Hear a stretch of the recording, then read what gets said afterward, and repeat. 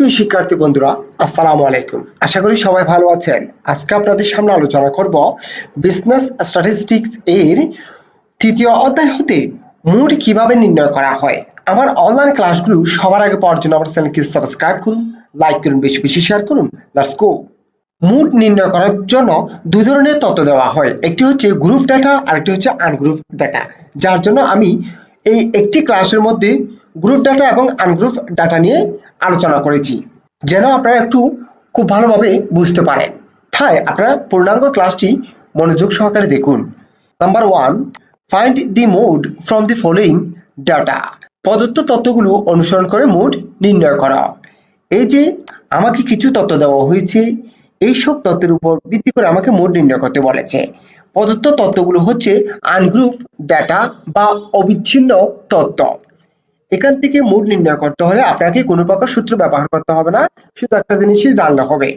যে সংখ্যাটি অধিকবার ব্যবহার করা হয়েছে সেটি হচ্ছে মুড বা প্রচুরক।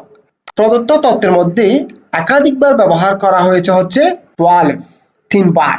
তার মানে হচ্ছে মুড সমান হচ্ছে 12। তা লিখেছে আনসার মুড ইকুয়াল টু 12। এরপর হচ্ছে number 2, find out the mode from the following data, class interval, frequency. অর্থাৎ নিম্নোক্ত ক্লাস ইন্টারভাল এবং ফ্রিকোয়েন্সি হতে মুড নির্ণয় করা। এই যে দেখুন, নাম্বার 1 এ হচ্ছে আনগ্রুপ ডাটা, নাম্বার 2 তে হচ্ছে গ্রুপ ডাটা। যদি আনগ্রুপ ডাটা হয় এবার মুড নির্ণয় করবেন, যদি গ্রুপ ডাটা হয় বিস্তারিতভাবে আলোচনা করতেছি, আপনারা দেখুন। সলিউশন, সমাধান। যদি গ্রুপ ডাটা দেওয়া থাকে, এই অবস্থায় যদি মুড নির্ণয় করতে বলে, সেক্ষেত্রে আমাকে সর্বপ্রথমে নির্ণয় করতে হবে ফ্রিকোয়েন্সিটা। যার ফ্রিকোয়েন্সি বড় সেটি বিপরীত, তাই হচ্ছে মোডাল ক্লাস। যেমন প্রদত্ত প্রশ্নে হাইয়েস্ট ফ্রিকোয়েন্সি হচ্ছে 28, যার বিপরীত হচ্ছে 32, 40, এটি হচ্ছে মোডাল ক্লাস। যেটা আপনাকে লিখতে হবে, by the information we found that highest frequency is 28। আমি প্রদত্ত তথ্য অনুসরণ করে দেখতে পাই সর্বোচ্চ ফ্রিকোয়েন্সি হচ্ছে 28। So modal class equal to 32, 40। এটি সর্বপ্রথমে নিশ্চিত করতে হবে। এরপর আপনাকে সূত্র ব্যবহার করতে হবে। we know that, আমরা জানি যে mode mo equal to L1 plus del1 divided by del1 plus del2 into C। Mode নির্ণয়ের মুখস্থ সূত্রটি লিখেছি। এরপরে আমি প্রদত্ত তথ্য থেকে মানগুলোকে সাজাবো। হেয়ার সূত্রের L1 মানে হচ্ছে lower limit of the modal class, প্রচুরক শ্রেণীর নিম্ন মানটি হচ্ছে কত, 30, যেটি আমি L1 এর পরিবর্তে লিখেছি। del1 হচ্ছে কি, difference between the frequency of the modal class and previous modal class. অর্থাৎ del1 মানে হচ্ছে মোডাল ক্লাস এর পূর্ববর্তী ফ্রিকোয়েন্সির পার্থক্য যেটি হয় সেটি। যেমন দেখুন, মোডাল ক্লাস এর ফ্রিকোয়েন্সি সমান হচ্ছে 28, এর পূর্ববর্তী ফ্রিকোয়েন্সি হচ্ছে 24।